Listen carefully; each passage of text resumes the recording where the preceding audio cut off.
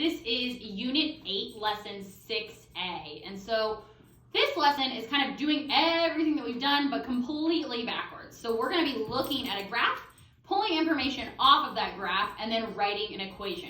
It's way easier than it looks. So we're going to go ahead and look at question number 1, and we notice that that parabola is hitting the x-axis.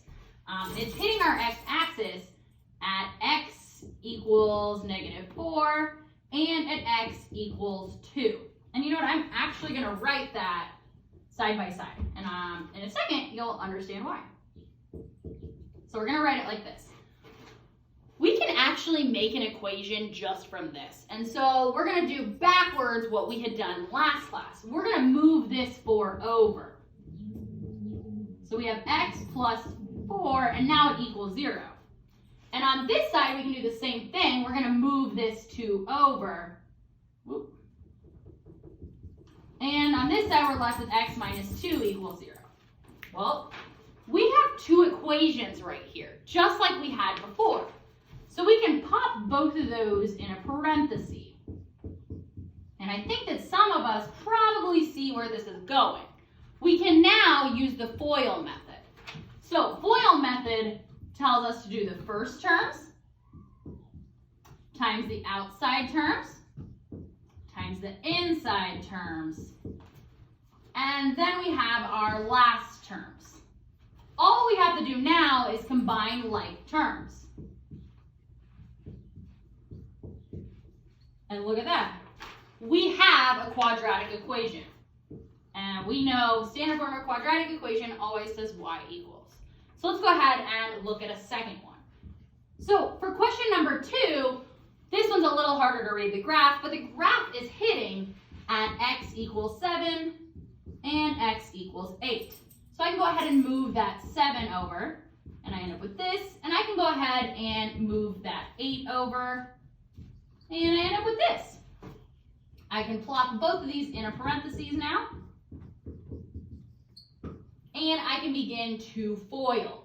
So I'm going to take the first terms,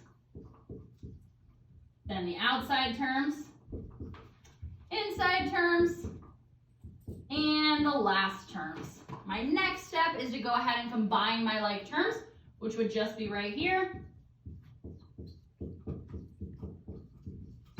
And I'm left with this equation. In order for this to be a proper quadratic equation, it needs to say y equals. I'll go ahead and do one more example of this. So looking at question 3, that graph is hitting at x equals -1 and x equals 5. So I can go ahead and move this over. And I can go ahead and move this over.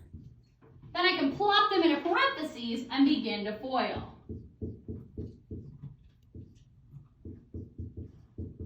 And when you're FOILing, you're going to take your first terms. Oh, we don't need that parentheses there. First terms times your outside terms, your inside terms, and your last terms. So you can go ahead and combine these. So we're going to combine our like terms right here. And there we have it, a quadratic equation. I will be nice and go ahead and do the last one for you just so you have all of them. So looking at question 4, we know that it's hitting the x-axis, which would also be called our zeros or our roots if you think all the way back to the very first lesson that we did.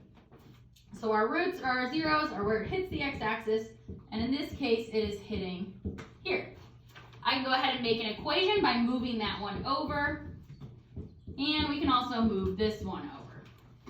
These are both now able to be plopped into a parentheses, and I may begin to use my FOIL method. I can add my imaginary ones here. FOIL method tells us to multiply our first terms, our outside terms, our inside terms, and our last terms.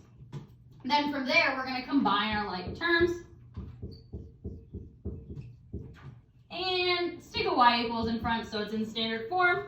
And there you have it. You're able to take the roots off of a graph and then put them in and make your quadratic equation.